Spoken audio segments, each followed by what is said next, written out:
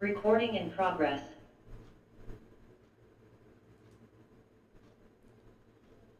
अस्सलाम वालेकुम। आवाज़ आ रही है आप लोगों को? काइंडली मुझे आवाज़ का कंफर्म कर दें, आवाज़ आ रही है आप लोगों को?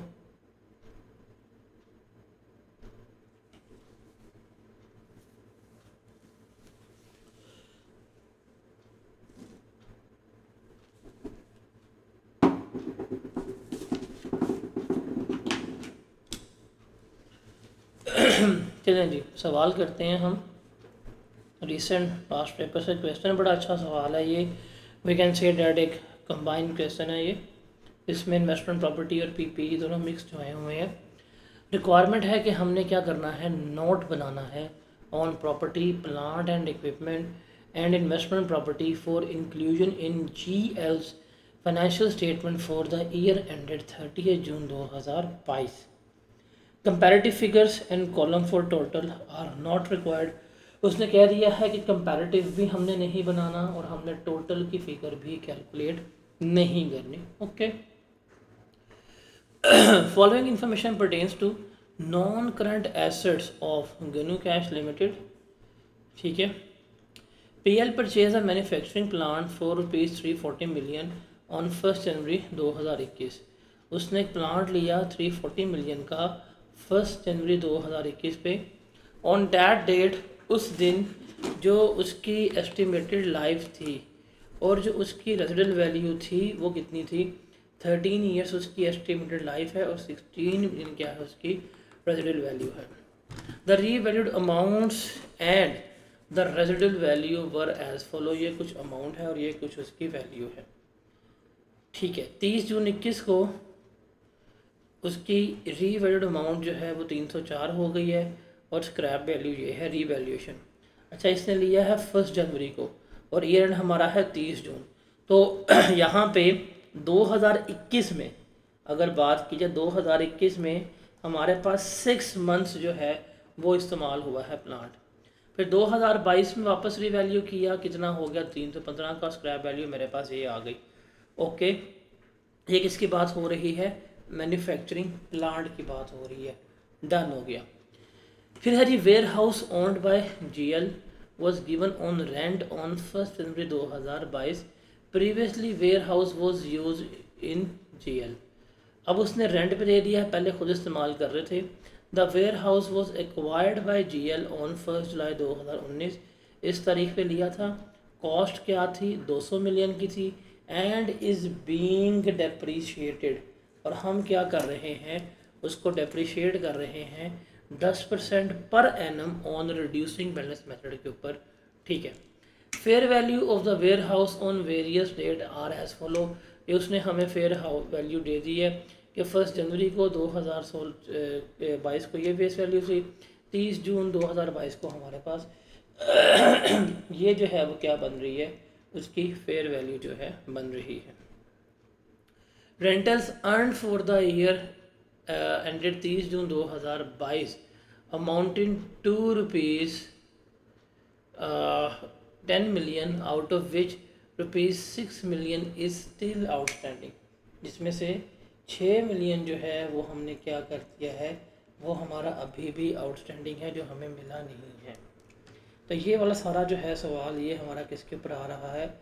ये IAS 40 पे आ रहा है। और ये सारी कहानी हमारी ट्रांसफ़र की है कि हमने एक चीज़ IAS 16 में थी, वो उठा के हमने IAS 40 का पार्ट बनानी है और IAS 40 का पार्ट बनानी है और उसमें फेयर वैल्यू गेन या फेयर वैल्यू लॉस जो है वो भी हमने क्या करना है? यहाँ पर कैलकुलेट जो है वो करना है। ओके। फिर थर्ड है जी, GL acquired a property comprising of 3 similar showrooms at a total cost of ₹900 million on 1 अक्टूबर 2021। ठीक है। 3 शोरूम लिए हैं, कॉस्ट कितनी है? 900 मिलियन की। 40% of the cost is attributable to the value of land. इस 900 में से 40% जो है उसका ताल्लुक किसके साथ है? लैंड के साथ है। बाकी इसको तो हम डेप्रिशिएट नहीं कर पाएंगे। जो मेरे पास ये 60% है, ये हमारा क्या होगा? डेप्रिशिएट होगा। Each of the showroom can be leased out separately, हम इसको लीज पे बेच सकते हैं। और यूजफुल लाइफ कितनी है, 15 साल है with no scrap value. GL is using one showroom for its own products, एक शोरूम जो है वो क्या कर रहे थे, वो अपने लिए इस्तेमाल कर रहे हैं। और while the other showroom were held to be lease out, though उसने लीज पे दिए हैं। इसका मतलब जो एक ली है वो पार्ट बनेगा हमारे IAS 16 का, जो लीज पे दिए हुए हैं वो किसका पार्ट बनेगा, हमारा IAS 40 का। On 1 March 2022 the two showrooms were given on monthly rent of ₹4 million. हमने किस रेंट पे दे दिया है, हमने उनको 4 मिलियन रेंट के ऊपर क्या कर दिया है, ट्रांसफ़र आउट कर दिया। Fair value of showroom is increasing by 3 million each month, और जो फेयर वैल्यू में है हर महीने 3 महीने का इजाफा हो रहा है। कहते हैं cost model is use for subsequent measurement of all property plant and equipment. जितने भी PPE में चीज़ें आएंगी सबके लिए हम क्या इस्तेमाल करेंगे, हम कॉस्ट मॉडल इस्तेमाल करेंगे, except for manufacturing plant which uses revaluation model, या आएगा रीवैल्यूएशन मॉडल के ऊपर। Maximum possible amount is transfer from the revaluation surplus to retain earning on annual basis. Fair value model is use for subsequent measurement of all investment property, इसके लिए हम ये इस्तेमाल कर रहे हैं। तो ये बहुत अच्छा सवाल है, you can say that past paper का सवाल है ये, and it is one of the best question जिसमें से उसने हमें 3 चीज़ें जो है पूछी हुई हैं। मतलब इसमें हमारे पास ट्रांसफ़र्स भी हैं, इसमें हमारे पास IAS 16 भी अच्छा खासा इन्वॉल्व है, IAS 16 का हमारे पास कॉस्ट मॉडल भी है, IAS 16 का हमारे पास रिवैल्यूएशन मॉडल भी है। अपार्ट फ्रॉम IAS 16 IAS 40 भी हमारे पास मौजूद है। तो ये हमारा सवाल है, एक अच्छा सवाल है, इसको आप जल्दी से रीड आउट कर लें, फिर हम इसको सॉल्व करते हैं। शाबाश।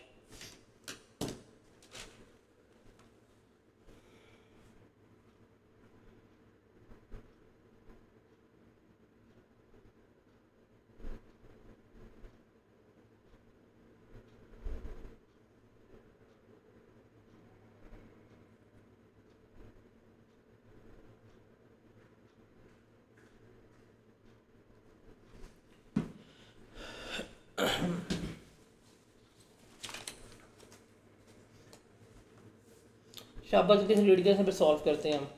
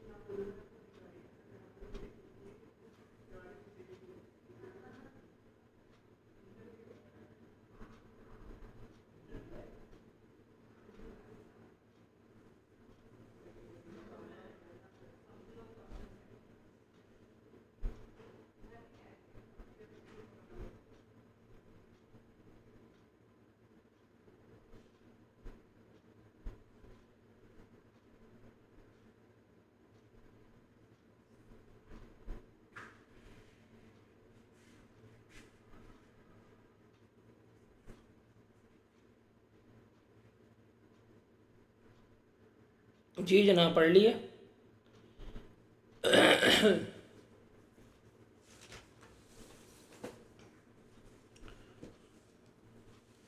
जी जनाब रीड कर लिए, पढ़ लिए।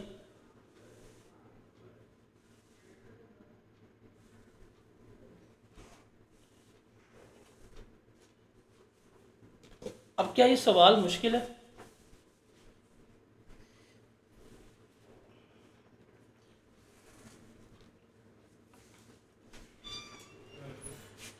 क्या ये सवाल मुश्किल कंसिडर होता है? बताएं ज़रा।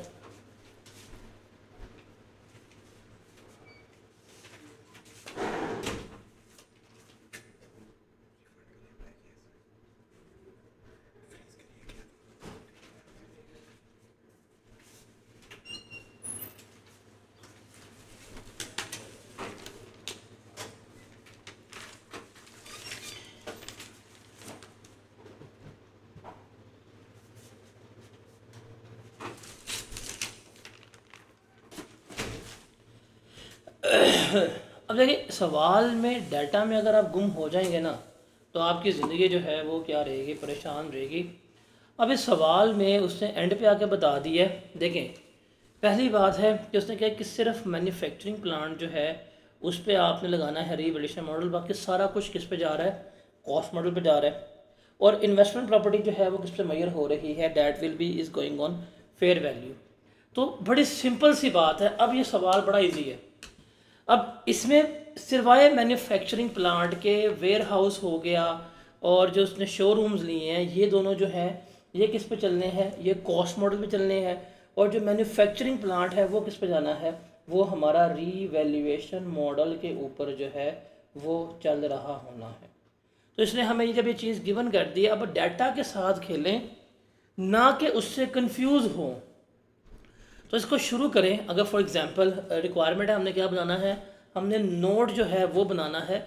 तो नोट के फॉर्मेट की अगर मैं बात करूं, चलें अभी सवाल मैंने पढ़ा है और मैं आई कैप में अगर बैठा हूं पेपर करने के लिए, तो मुझे कुछ नहीं समझ लग रही कि यार ये बड़ा मुश्किल सवाल है, मैं लुटी गई, मैं बर्बाद हो गई, पेपर फेल हो जाएगा। भाई पेपर फेल नहीं होगा। इस सवाल में देखें कि पासिंग मार्क्स कितने हैं, ईजी एडजस्टमेंट्स कौन सी हैं, वो ज़रा हमने देखनी है। तो सबसे पहले हम देखते हैं कि हमारे पास जो notes to the financial statements हैं वो हमने बनाने हैं। उसकी हेडिंग दे दें। ईयर एंड क्या है, 30 जून है। For the year and 30 June 2022 से इसने हमें गिवन कर दिए। अब उसने क्या जी कंपैरेटिव भी नहीं करने, कॉलम टोटल कॉलम भी नहीं बनाना, ज़िंदगी भाई और आसान हो गई है। अब टेंशन यहाँ पे ख़त्म है। तो बनाते हैं हम। यहाँ पे आ रहे करिए मेरे पास property,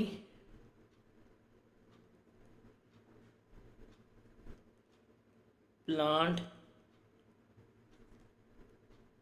and equipment.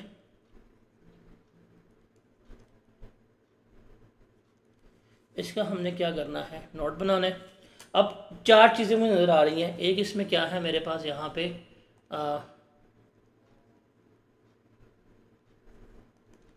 Manufacturing plant है। दूसरा उसने हमें गिवन किया हुआ है वेयरहाउस। तीसरा आप ध्यान से देखें तो तीसरा मेरे पास है डैट इज शोरूम लैंड। और चौथा मेरे पास जो है वो शोरूम की बिल्डिंग है। तो शोरूम लैंड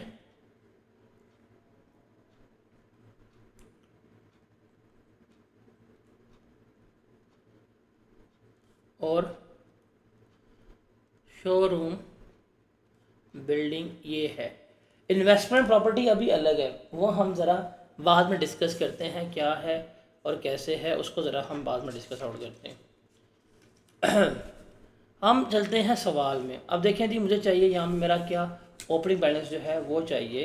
तो हम यहाँ पर लिख लेते हैं कि मेरे पास ग्रॉस कैरिंग अमाउंट जो है वो क्या होगी, वो मैं यहाँ पर लिख लेता हूँ।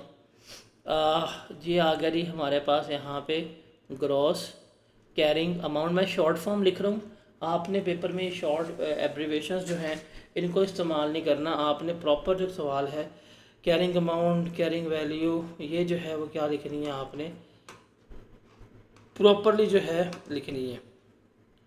ठीक है, तो ये है आपकी ग्रॉस कैरिंग अमाउंट। अब ये हम लिखेंगे बैलेंस ऑन 1 जुलाई 2021, बिकॉज हम बना रहे हैं 30 जून 2022 पे। अब रीवैल्यूड अमाउंट का जो 21 का बैलेंस है वही क्या बनेगा, इसका ओपनिंग बैलेंस जो है बन रहा होगा। तो 304 जो है वो मेरे पास आ जाएगा यहाँ पे। अभी रीवैल्यूएशन बाद में करते हैं। वेयर हाउस जो है वो हमने रेंट पे दिया 1 जनवरी को। प्रीवियसली वेयर हाउस यूज था, वेयर हाउस हमने लिया था 1 जुलाई को। कॉस्ट क्या थी, 200 की थी।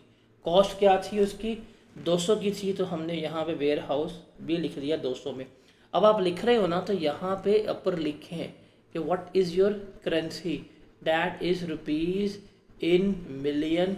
तो मेरे भाई ये मेंशन करनी है। शोरूम वगैरह जो है पॉइंट नंबर 3 पे, वो हमने 1 अक्टूबर को लिया है, वो तो एग्जिस्ट ही नहीं करता था। ये हमारे पास यहाँ पे ऐसे आ गया, ये एग्जिस्ट ही नहीं करते थे। अब यहाँ पे बात करें कोई एडिशन वगैरह की, तो हमने कोई चीज़ ख़रीदी है, लाइन छोड़ के लिखते होते हैं। मैंने आपको पहले भी कहा था कि आपने जब भी पेपर रिपोर्टिंग का करना हो या टेक्स्ट के न्यूमेरिकल्स करने हो, लाइन छोड़ के।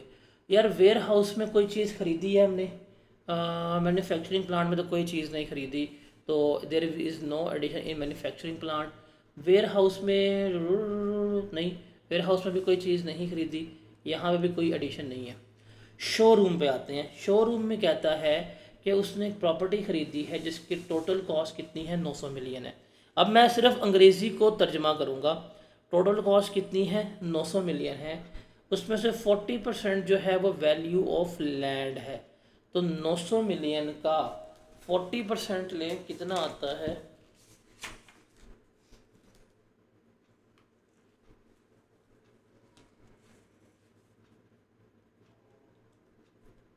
That will be 360। कितना आएगा, 360 आएगा। और ये है लैंड की वैल्यू। बिल्डिंग की वैल्यू कितनी होगी,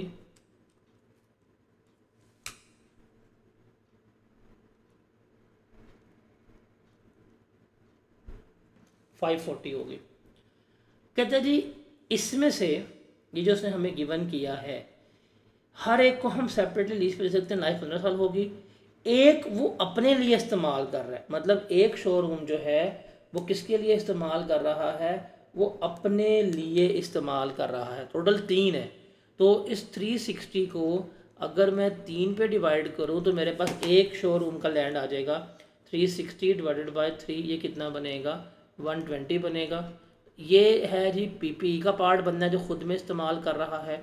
और बिल्डिंग 540 की है, 540 के 3 पर डिवाइड किया, ये जवाब आ जाएगा मेरे पास 180। ये जी बिल्डिंग है जो जिसका पार्ट बनेगी, पीपीई का पार्ट बन रही होगी।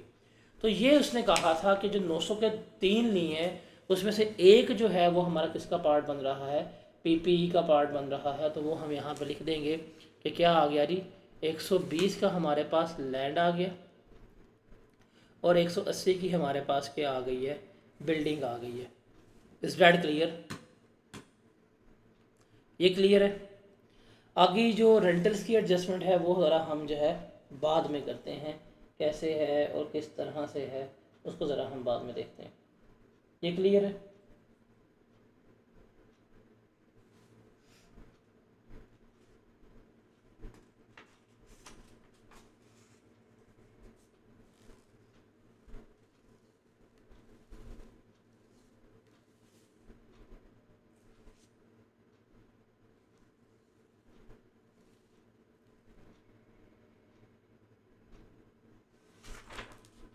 जी जनाब ये क्लियर है, इसमें कोई सवाल तो नहीं है।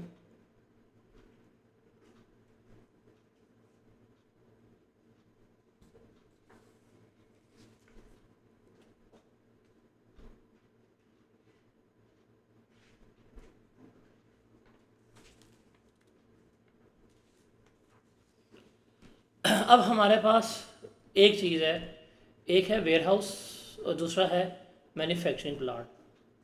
पहले एक को पकड़ते हैं, उसको सॉल्व करते हैं, फिर दूसरे पे आते हैं, उसको सॉल्व करते हैं, और हमारे पास जो है अच्छा खासा डाटा जो है वो कैलकुलेट हो जाएगा कि जी इसमें ये चीज़ें जो हैं वो क्या होंगी, हमारी आ रही होंगी। तो किसको पहले पकड़े?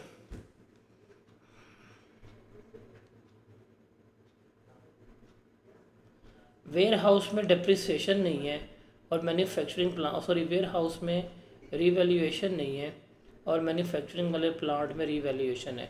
तो हम रीवैल्यूएशन वाली वर्किंग पहले कर लेते ना। हमें अपना पता है कि जी हमें एक वर्किंग बनानी है और वो वर्किंग बनाएंगे that is for the manufacturing plant, और उसकी बेसिस के ऊपर जो सरप्लस है वो हम निकाल देंगे। देखें जी यहाँ पे आ जाएगी मेरे पास डेट, यहाँ पे आ जाएंगे मेरे पास पर्टिकुलर्स, यहाँ पे आ जाएगी कॉस्ट या फेयर मार्केट वैल्यू, यहाँ पे आ जाएगा मेरे पास रीवैल्यूएशन सरप्लस, यहाँ पे आ जाएगी मेरे पास रिटेन्ड अर्निंग, और यहाँ पे आ जाएगा मेरे पास प्रॉफिट एंड लॉस। अच्छा जी, उसने कहा है कॉस्ट मॉडल है सब्सिक्वेंट मेजरमेंट के ऊपर, तमाम पीपी के ऊपर, मैन्युफैक्चरिंग प्लांट के अलावा, और मैन्युफैक्चरिंग प्लांट जो है वो स्ट्रेट लाइन के ऊपर डेप्रिशिएट हो रही है, इसने ये हमें बता दी है। डेप्रिसिएशन क्या है, स्ट्रेट लाइन है, ये भी बता दी है। अच्छा जी, मैन्युफैक्चरिंग प्लांट हमने परचेज़ किया 1 जनवरी 2021 को, 1 जनवरी 21 को हमने परचेज़ किया है कितने का, 340 मिलियन का। यहाँ पे हम लिख लेंगे ऊपर, वर्किंग में भी रेफरेंस दे, कहना चाहिए इन मिलियंस का। प्लांट की लाइफ 13 साल है और स्क्रैप वैल्यू कितनी है, 60 ईयर्स है। अब मेरे पास डेट आ गई है जनाब 30 जून 2021। ठीक है जी, मैं इसकी चार्ज करूँगा ब्रो डेप्रिसिएशन। डेप्रिसिएशन आ जाएगी 340 माइनस 60 डिवाइडेड बाय 13। अब चूंकि जनवरी में लिया था 6/12 करेंगे तो इसकी डेप्रिसिएशन कितनी आएगी, 340 minus 60 divided by 13 multiply by 6 divided by 12, तो ये बनेगी 10.76 के करीब जो है वो बन रही होगी। ऐसे ही है।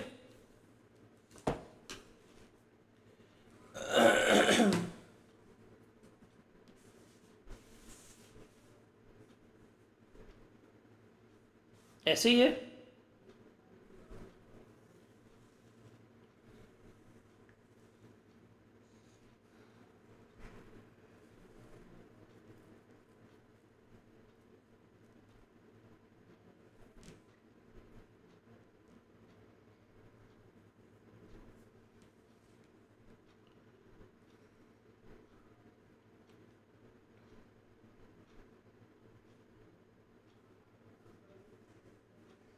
वेरीफाई कर लेते ना, 340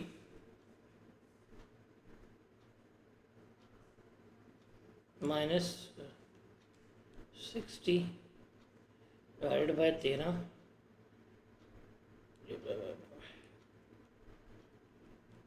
10.76 के करीब इसकी डेप्रिसिएशन बनेगी। तो आपने यहाँ पे ये लेस करवा दिया, 340 माइनस 10.76 कितनी आएगी, 329.24 आ जाएगी। डन। अब 30 जून 2021 को ही हम क्या कर रहे हैं, रीवैल्यूएशन चार्ज कर रहे हैं। 30 जून 21 को मैंने फेयर वैल्यू निकाली है और वो कितनी आ गई है, 304 आ गई है। तो 329 माइनस 304 कितने का लॉस हुआ है, 25.24 का लॉस हुआ है, और एक इसको चार्ज हो जाएगा, प्रॉफिट एंड लॉस अकाउंट को चार्ज हो रहा होगा। ऐसे ही है।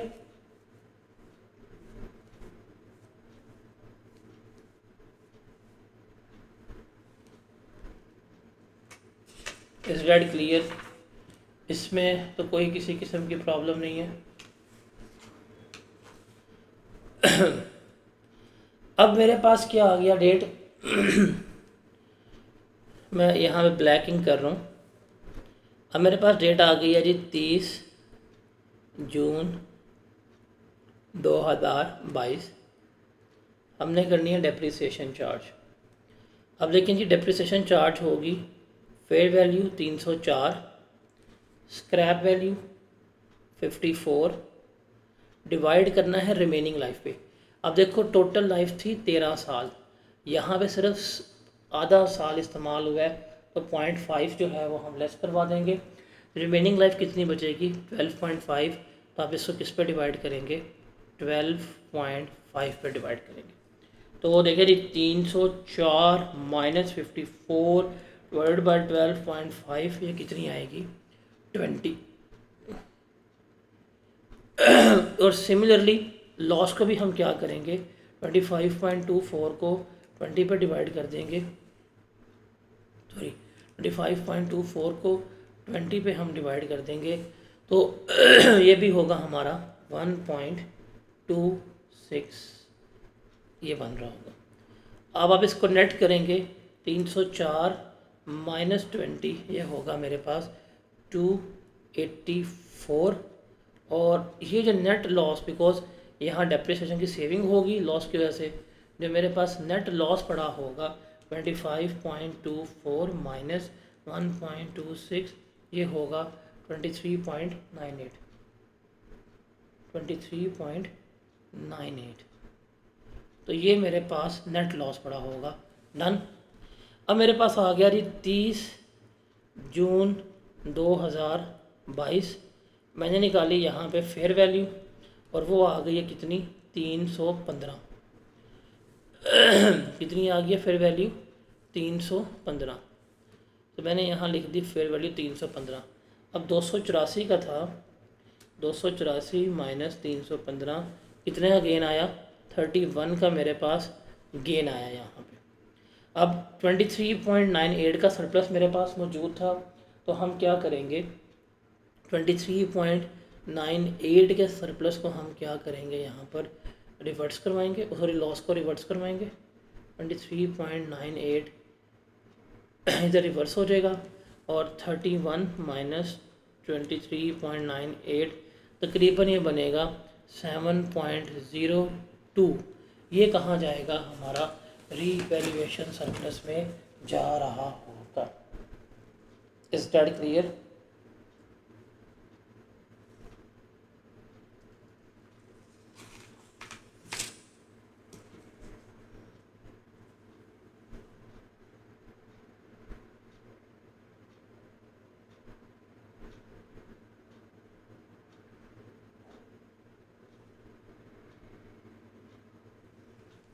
लॉस को रिमेनिंग लाइफ पे डिवाइड किया तो आया ना जवाब ये वाला।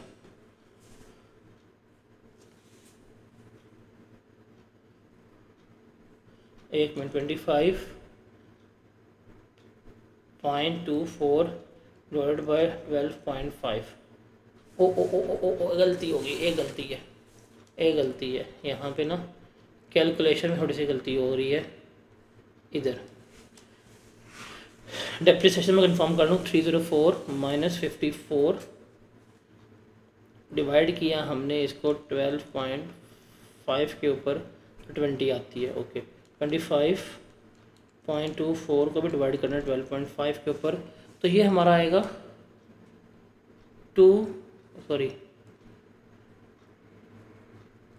ये हमारा आएगा 2.01। 25.24 माइनस 2.01 ये बचेगा 23.23 और इसमें से हम जो एडजस्ट करवाएंगे that is 23.23 31 minus 23 that will B तकरीबन ये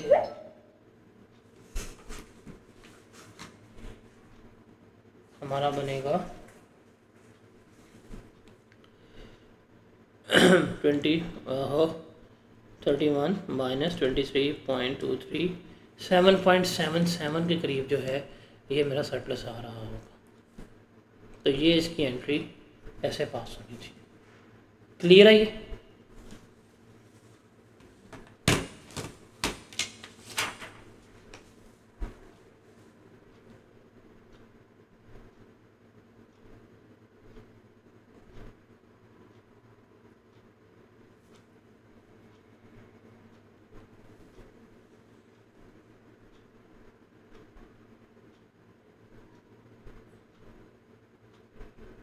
ये क्लियर है सारी वर्किंग्स?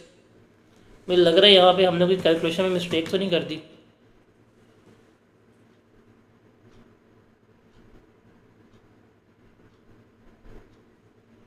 कैलकुलेशन मिस्टेक तो नहीं करेगी दफ़ा ना, टेबल वेरीफाई कर लेते हैं ताकि कोई कैलकुलेशन मिस्टेक ना हो।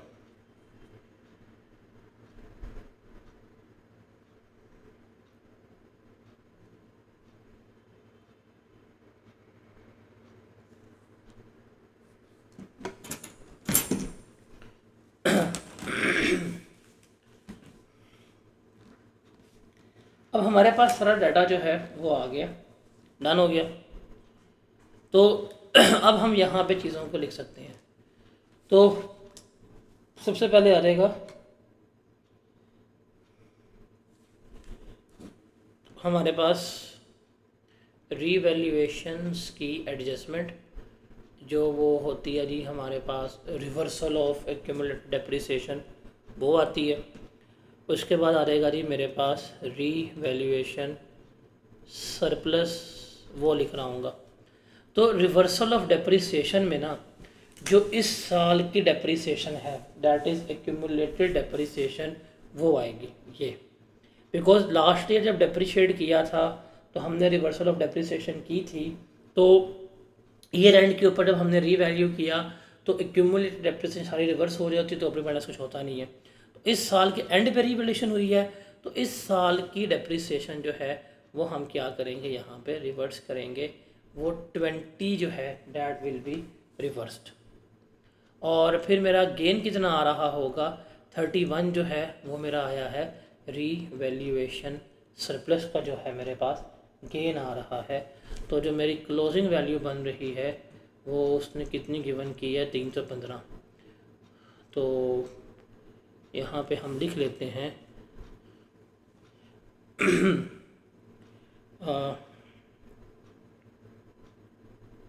क्लोजिंग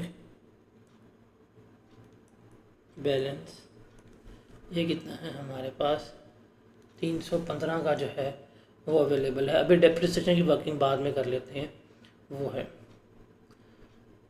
और यही है, और तो कुछ नहीं है। अच्छा जी, यहाँ पे भी आप देखें तो शोरूम में कोई वर्किंग नहीं है, सरप्लस वगैरह कुछ नहीं है, और ये हमारे पास 120 का ही आ जाएगा।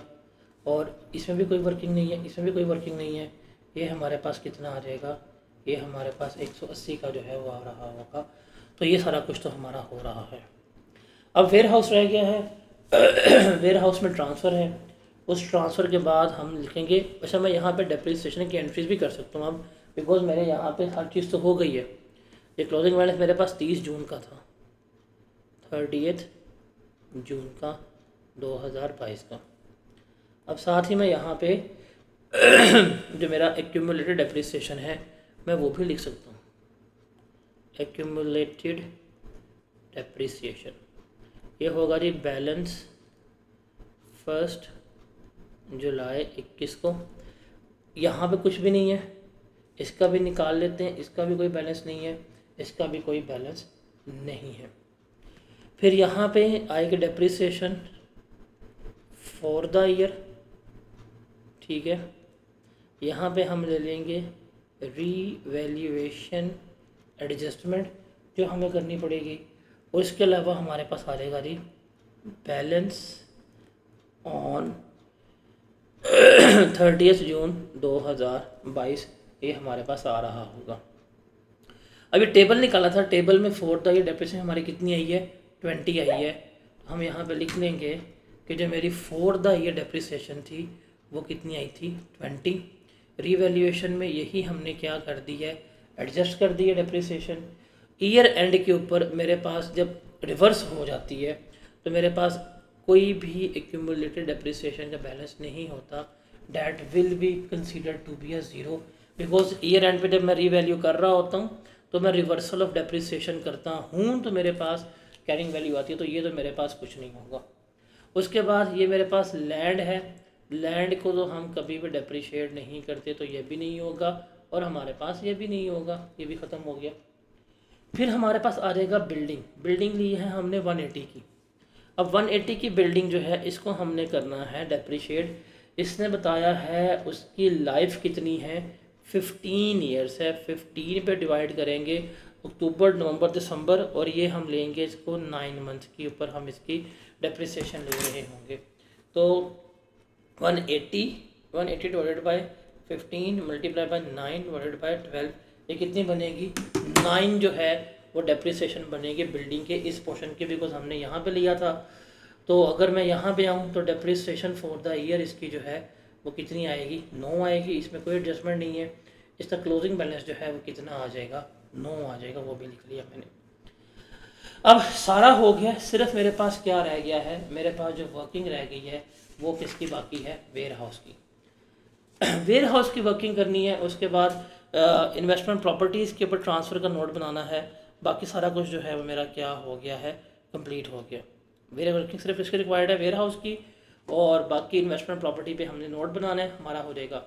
अब ज़रा वेयर हाउस के ऊपर आते हैं, वो क्या बात कह रहा है। मैं इसकी वर्किंग इसके सामने ही बता देता हूँ वेयर हाउस की, ताकि आपको पता हो और उसमें कोई कन्फ्यूजन वगैरह ना हो। वो कहता है जी वेयर हाउस के बारे में, a warehouse was owned by GL given on rent on 1 January, मतलब 1 जनवरी 2022 को हम क्या कर रहे हैं, अपने वेयर हाउस को IAS 40 से उठा के, सॉरी IAS 40 में मूव कर रहे हैं IAS 16 से उठा के। तो इस दिन की मुझे कैरिंग वैल्यू चाहिए, और उसने कहा है ये फेयर वैल्यू पर रिकॉर्ड होता है, तो वो हम फेयर वैल्यू निकाल के इसका गेन या इसका लॉस जो है वो क्या कर रहे होंगे, रिकॉर्ड कर रहे होंगे। अब वो कहता है जी वेयर हाउस था वो हमने लिया था 1 जुलाई 2009 को, कॉस्ट थी हमारी 200 मिलियन, और हम उसको 10% के ऊपर डेप्रीशिएट कर रहे हैं, और रिड्यूसिंग बैलेंस मेथड है। ओके चलिए जी, जुलाई 19 में लिया था तो कितने का 200 मिलियन का, तो जुलाई 19 से लेके जून 20 पहला साल होता है, 1 साल पूरा 200 मिलियन का लिया था, 10% डेप्रिसिएशन रेट था हमारा, हमने डेप्रिसिएशन चार्ज की 20 आ गई, ठीक है। फिर 1 जुलाई 20 से शुरू हुआ और कब तक गया, 30 जून 2021 तक गया। कैरिंग वैल्यू मेरी बनती है 180, 10% मैं रेट लगाऊंगा, मेरे पास डेप्रिसिएशन कितनी आ जाएगी 18 जो है वो आ रही होगी, ये बनती है। डन। अब मेरे पास शुरू हुआ 1 जुलाई 21 को, और ये चलेगा मेरे पास 31 दिसंबर 2021 तक, बिकॉज 1 जनवरी 2022 को हम क्या कर रहे हैं, इसको डेप्रिशिएट कर रहे हैं। तो इस दिन इसकी कैरिंग वैल्यू कितनी थी 180 माइनस 18, ये मेरे पास आ गई ओपनिंग कैरिंग वैल्यू, ये कितनी बनती है 180 माइनस 18 डेट विल बी 162। 162 के ऊपर हम रेट लगाएंगे 10%, और यहाँ पे क्योंकि ये 6 माह के डेप्रिसिएशन है तो 6 माह गिनेंगे, 162 multiply by 10% multiply by 6 divided by 12, तो ये कितनी आ जाएगी इसकी डेप्रिसिएशन 8.1 डेप्रिसिएशन आ जाएगी। तो अगर हम टोटल करें, मतलब 1 जनवरी 2021 को मेरे पास इस वेयर हाउस की कॉस्ट जो है वो 200 थी, मेरे पास इसकी एक्यूमुलेटेड डेप्रिसिएशन जो है वो कितनी बन रही है 20 प्लस 18 प्लस 8.1, ये बन रही है 46.1। मेरे पास इसकी कैरिंग वैल्यू जो आती है 200 माइनस 46.1, ये बनती है 153.9, ये कितनी बनती है 153.9, ये मेरी बनती है कैरिंग वैल्यू, ये मेरी क्या बनती है कैरिंग वैल्यू। अब मुझे पता है जिस दिन मैंने ट्रांसफ़र करना है ये है 1 जनवरी, 1 जनवरी को ट्रांसफ़र किया जाएगा, तो कैरिंग वैल्यू मेरी क्या हो जाएगी क्रेडिट, मतलब मैं अगर एंट्री की पास करूँ, ये जो जनरल एंट्री पास की जाएगी यहाँ पे, तो मेरा इन्वेस्टमेंट प्रॉपर्टी जो है, इन्वेस्टमेंट प्रॉपर्टी मेरी क्या होनी चाहिए डेबिट। कब से उसका क्या फेयर वैल्यू मॉडल है, उस दिन फेयर वैल्यू मेरे पास कितनी थी, उस डेट के ऊपर मेरी फेयर वैल्यू जो है वो 206 थी, हम क्या करेंगे, हम 206 से उसको डेबिट करेंगे। अच्छा जी, जानना क्या चाहिए PPE, वो कितने के ऊपर है, कैरिंग वैल्यू 153.9 पे, अभी बैलेंस तो नहीं हो रही तो बैलेंस कर लेते हैं, 153.9 माइनस 206, मेरे पास गेन आ जाएगा, that will be a gain on transfer, वो कितना होगा मेरे पास 52.1 का जो है वो मुझे क्या हो रहा होगा, गेन हो रहा होगा। तो ये एंट्री जो है हमारी पास हो रही होगी, हमारा गेन कितना आएगा, 52.9 का आएगा। अब ये मेरे पास है वेयर हाउस, ठीक है। अब इस वेयर हाउस को ट्रांसफ़र करना है, तो ट्रांसफ़र करने के लिए हमें उस दिन की बुक वैल्यू चाहिए। बुक वैल्यू निकालने के लिए हमें एक्यूमुलेटेड डेप्रिसिएशन को रिवर्स करना पड़ता है। जब हम एक्यूमुलेटेड डेप्रिसिएशन को रिवर्स करेंगे तो वो हमने यहाँ पे लिखना है। अच्छा, अभी हम सारी वर्किंग की है। यहाँ पे इस साल की ओपनिंग मतलब साल के शुरू की डेप्रिसिएशन बनती है, डैट इज़ 38। वो मेरे पास कितनी बनती है, साल के शुरू की डेप्रिसिएशन इट इज़ 38। मैंने यहाँ पे लिख दिया 38 जो है वो मेरे पास ओपनिंग डेप्रिसिएशन है साल की। 6 माह की निकाली है, वो कितनी बनती है 8.1। तो 38 प्लस 8.1 ये बनेगी 46.1। तो टोटल डेप्रिसिएशन मेरी बन रही है अब टिल ट्रांसफ़र 46.1। अब चूंकि इसको मैं ट्रांसफ़र आउट कर रहा हूँ तो ये डेप्रिसिएशन मेरी ख़त्म करनी पड़ेगी, बिकॉज अब क्या होगा, एक्यूमुलेटेड डेप्रिसिएशन डेबिट होगा, ये प्लांट का अकाउंट क्या होगा, क्रेडिट होगा। जब मैं ये एंट्री पास करूँगा ये रिवर्सल ऑफ डेप्रिसिएशन की, तब ही मेरे पास फेयर हाउस जो है किस पे शो होगा, बुक वैल्यू पे, जो हमने यहाँ पे किया है। हम 200 में 46.1 लेस करते हैं, फिर किस पे पर आ रहा है, 153.9 के ऊपर आ रहा है। तो हम क्या करेंगे, हम इसको 153.9 पे ले आए हैं। अब जब हमने ट्रांसफ़र किया है तो ट्रांसफ़र करने पे हमें गेन हुआ है, वो गेन मेरे पास कितना हुआ है, 52.1 का मुझे गेन हासिल हुआ। अभी हमने कैलकुलेट किया है कितना गेन था, 52.1 का। और यहाँ पे मैं लिख लेता हूँ जी, ट्रांसफ़र टू इन्वेस्टमेंट प्रॉपर्टी, और वो मैंने कितने की ट्रांसफ़र की है, बिल्डिंग 304 की, 206 की जो है वो मैंने क्या की है, बिल्डिंग जो है वो ट्रांसफ़र की है। एट द एंड ये सीन मेरा ख़त्म हो गया, एट द एंड ये वाला सीन भी मेरा क्या हो गया है, ख़त्म हो गया है। तो यहाँ पे ये मेरा प्रॉपर्टी प्लांट एंड इक्विपमेंट का प्रॉपर नोट जो है वो क्या हो रहा है, बन रहा है। तो ये मेरा एक proper fix asset schedule note था जो बन रहा था कि भाई ये इस तरह से सारे हमारे ट्रांसफ़र्स हैं, रिवर्स है, और ये सारा कुछ हमारा कंप्लीट होता है। ये क्लियर है सबको, इसमें कोई प्रॉब्लम, कोई सवाल, कोई किसी किस्म की कन्फ्यूजन है तो मुझे बताएं।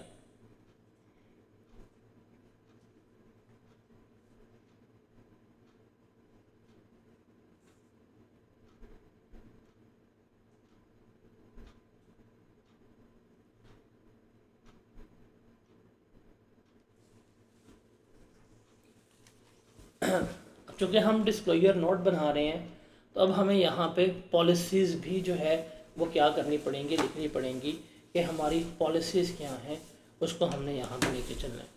तो मेरे पास यहाँ पे इस वक्त जो है वो क्या है मेरे पास 4 एसेट्स थे जिनको मैं क्या है लेके चलूँगा। एक था मेरे पास मैन्युफैक्चरिंग प्लांट, मैं ज़रा शॉर्टकट लिख रहा हूँ। एक था मेरे पास मैन्युफैक्चरिंग प्लांट, दूसरा था मेरे पास वेयर हाउस, तीसरा है मेरे पास शो रूम लैंड, और एक है मेरे पास शो रूम बिल्डिंग। ये उसने हमें गिवन की हैं। अब हम बात करें अगर मेजरमेंट मॉडल की, तो हमारा मेजरमेंट मॉडल क्या है, तो ये मेरे पास उसने गिवन किया है कि ये है रीवैल्यूएशन मॉडल के ऊपर, वेयर हाउस हमने रिकॉर्ड किया था कॉस्ट मॉडल के ऊपर, लैंड भी मेरा कॉस्ट पे आ रहा है, और बिल्डिंग भी शोरूम की कॉस्ट पे आ रही है। फिर मेरे पास डेप्रिसिएशन रेट की अगर मैं बात करूं, सॉरी डेप्रिसिएशन मेथड की बात करूं, चूँकि ये रीवैल्यूएशन मॉडल के ऊपर था, ये था मेरे पास straight line method. Warehouse था, ये मेरे पास रिड्यूसिंग बैलेंस मेथड है, इसकी डेप्रिसिएशन होती नहीं है, और स्ट्रेट लाइन मेथड जो है वो किसके ऊपर है, बिल्डिंग के ऊपर है। फिर अगर मैं बात करूं डेप्रिसिएशन रेट्स की, अगर मैं बात करूं किसकी, मैं डेप्रिसिएशन रेट्स की बात करूं, तो हम इसको आफ्टर रीवैल्यूएशन इसकी लाइफ पे, रिमेनिंग लाइफ पे डिवाइड कर रहे थे, और रिमेनिंग लाइफ कितनी थी, 12.5 साल थी। तो इसके ऊपर डेप्रिसिएशन रेट जो है वो 12.5 ईयर्स जो है बन रहा है depreciation rate in depreciation life. इसके ऊपर 10% है, ये डेप्रिशिएट होता ही नहीं है। इसका उसने हमें गिवन किया है कितना था, 15 ईयर्स था, वो इसने हमें क्या किया है, गिवन कर दिया। ठीक है, ये आ गया हमारे पास। अच्छा जी, दूसरा सिंपल सी बात है, अब हमने यहाँ पे गिवन करना है कि ये निकालने के बाद हम लिखते हैं carrying amount under cost model, carrying amount under cost model, कि अगर जिस एसेट को हमने रीवैल्यू किया है वो कभी भी डेप्रिशिएट ना हुआ होता तो उसकी कैरिंग अमाउंट, मतलब कभी भी रीवैल्यू ना हुआ होता तो उसकी कैरिंग अमाउंट क्या होती। हमने लिया था 21 में, तो ये इस्तेमाल हुआ है हमारे पास एक आधा साल वो, 1.5 साल वो, ठीक है जी। तो इसकी कॉस्ट हमारी बननी थी अगर कभी भी ये रीवैल्यू ना हुआ होता, तो इसकी कॉस्ट थी हमारे पास डैट वॉज 340 मिलियन। इसकी कॉस्ट थी हमारे पास अगर कभी भी रीवैल्यू ना हुआ होता 340 मिलियन। और इसकी डिप्रिसिएशन हम कैलकुलेट कर सकते हैं, वो है हमारे पास 340 माइनस स्क्रैप वैल्यू उसने हमें गिवन की हुई थी, और ये थी 60।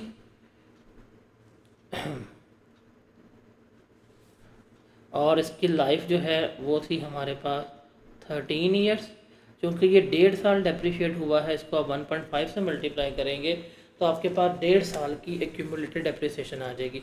340 minus 60 divided by 13 multiply by 1.5, तो ये 32.3 के करीब जो है बननी थी, 32.3। अगर आप इसको लेस करवा दें तो इसकी carrying value under cost model आनी थी 340 माइनस 32.3, ये बननी थी 307 के करीब। इसकी जो कैरिंग वैल्यू है वो बननी थी कि अगर ये कभी भी री वैल्यू ना हुआ होता तो 307.7 जो है वो इसकी क्या आ रही थी, कैरिंग वैल्यू आ रही थी, ठीक है। फिर वैल्यूशन किसने की है, इंडिपेंडेंट वैल्यूअर का नाम मौजूद है नहीं, ठीक है। अच्छा, इफेक्टिव डेट ऑफ रीवैल्यूशन के आखिरी रीवैल्यूशन 30 जून 2022 को ही है, तो हम लिख देंगे जी यहाँ पे एक लाइन लिख देंगे, effective date of revaluation is 30 June 2022 performed by independent valuer. ये हमने यहाँ पे लिख दिया, ये भी हो गया। अच्छा, आखिरी हमारे पास आएगा movement in revaluation surplus, because ये जब मैंने आपको वो पढ़ा रहा था पीपी पढ़ते हुए, जब हमने डिस्क्लोजर नोट पढ़ा था तो हमने वहाँ पे देखा था कि रीवैल्यूएशन सरप्लस की मूवमेंट भी हमने लिखनी होती है। अब यहाँ पे आप वो लिख लें जी रुपीज़ इन मिलियंस, ठीक है। यहाँ पे लिख लें बैलेंस ऑन 1 जुलाई 2021। तो ये टेबल हमने जो बनाया था यहाँ पे, इस टेबल में ओपनिंग पे रीवैल्यूएशन है ही नहीं थी, क्लोजिंग में हमारे पास गेन आया है, वो हमने कितना लिखा था 7.77 का गेन लिखा था। तो हम यहाँ पे आ जाएगा जी मेरे पास डैट इज किधर गया, रीवैल्यूएशन गेन आया मेरे पास 7.77 का। अब मेरे पास बैलेंस आ जाएगा, that is balance on 30 June 2022, वो कितना होगा 7.7 का, वो भी हम यहाँ पर लिख देंगे। ये भी हो गया। अब ये तो सिर्फ हमने बनाया है पीपीई का जो सारा स्केड्यूल था वो। अब इसमें आखिरी चीज़ बनेगी, डैट इज़ जो नोट 2 बनेगा वो होगा हमारा इन्वेस्टमेंट प्रॉपर्टी का। वो किसका हमारा होगा, नोट 2, जो मेरी इन्वेस्टमेंट प्रॉपर्टी होगी, मैंने उस इन्वेस्टमेंट प्रॉपर्टी का नोट 2 जो है बनाना है। अब इस इन्वेस्टमेंट प्रॉपर्टी में एक है मेरे पास वेयर हाउस और दूसरा मेरे पास आ रहा है शोरूम्स। क्या आएंगे, शोरूम्स जो हैं वो आ रहे होंगे। अब देखते हैं जी 1 जुलाई 2021 को क्या हमारे पास कोई इन्वेस्टमेंट प्रॉपर्टी थी। The answer is no. 1 जुलाई 2021 को हमारे पास कोई किसी किस्म की इन्वेस्टमेंट प्रॉपर्टी जो है वो मौजूद नहीं थी, ना वेयर हाउस थे ना हमारे पास शोरूम थे। फिर इस साल के शुरू में हुआ है ट्रांसफ़र फ्रॉम IAS 16। जब वो ट्रांसफ़र हुआ था वो हमारा कितने का हुआ था, उसने बताया 206 का। तो 206 का जी मेरे से ट्रांसफ़र होके आया था, और ईयर एंड के ऊपर उसकी फेयर वैल्यू कितनी हो गई थी, 214 हो गई 30 जून पे। तो इसमें एडिशन डिलीशन तो भी कुछ नहीं है। मैं यहाँ पे लिख लेता हूँ fair value, value at balance on 30 June 2022 214 का यहाँ पे मेरे पास आ जाएगा, that is fair value gain. ये कितना होगा मेरे पास, 8 का फेयर वैल्यू गेन होगा, जो हम क्या कर रहे होंगे यहाँ पर रिकॉर्ड कर रहे होंगे। तो ये क्या होगा, मेरा फेयर वैल्यू गेन जो है आ रहा है।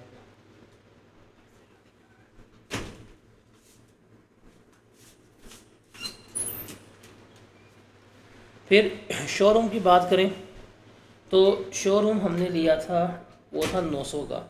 उस 900 में से 300 तो वहाँ चला गया हमारा PPE का, जो हमने लिया था वो था 900 का।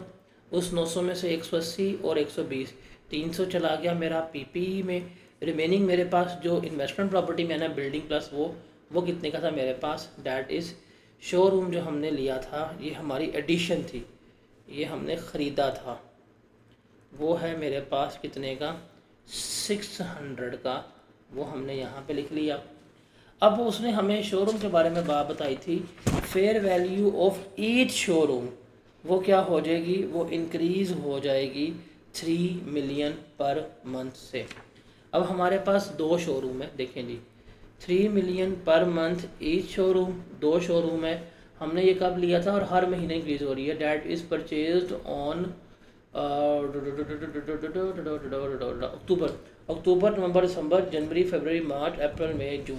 तो 9 महीने से हम इसको मल्टीप्लाई करेंगे तो मेरे पास फेयर वैल्यू इंक्रीज़ आ जाएगा। वो कितना बनेगा, 3 2 ज़ा 6, 6 9 ज़ा 54। तो 54 से इसकी फेयर वैल्यू में इंक्रीज़ आएगा शोरूम की। तो हम यहाँ पे लिख देंगे जी, फेयर वैल्यू गेन जो इसका आ रहा है शोरूम का वो 54 होगा, और जो क्लोजिंग बैलेंस आएगा शोरूम की फेयर वैल्यू का, वो मतलब इस पे किस पे रिकॉर्ड होंगे, ये 654 के ऊपर जो है वो रिकॉर्ड हो रहे होंगे। फिर यहाँ पे भी हम लिख लेंगे फेयर वैल्यू किसने लिया है, और एंड पे आ जाएगा the rental income earned bye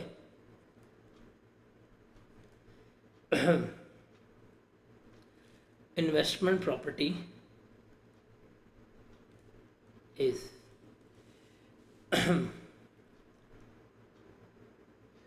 यहाँ पे उसने कहा है कि 4 मिलियन पे आपने दिया मार्च पे, ठीक है, 4 मिलियन ये आपका आ जाएगा, और मार्च अप्रैल में जून, तो 4 महीने के ये आ जाएंगे रेंटल।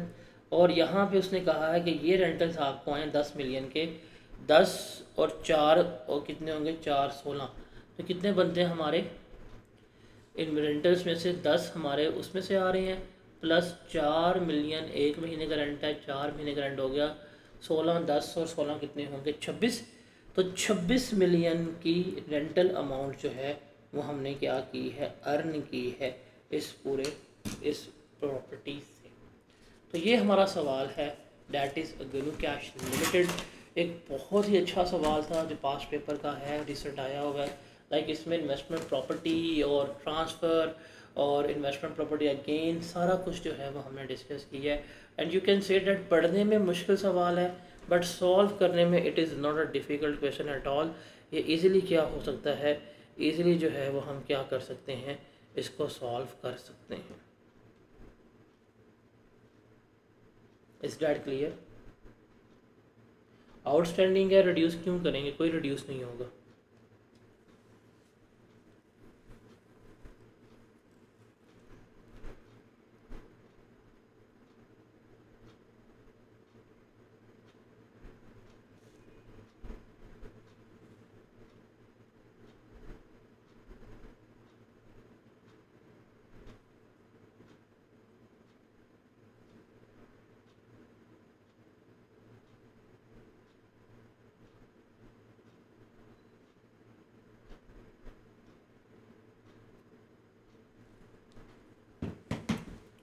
यहाँ पे हमारा ख़त्म होता है। Now will move toward next chapter और फिर इस पर हम बात करेंगे।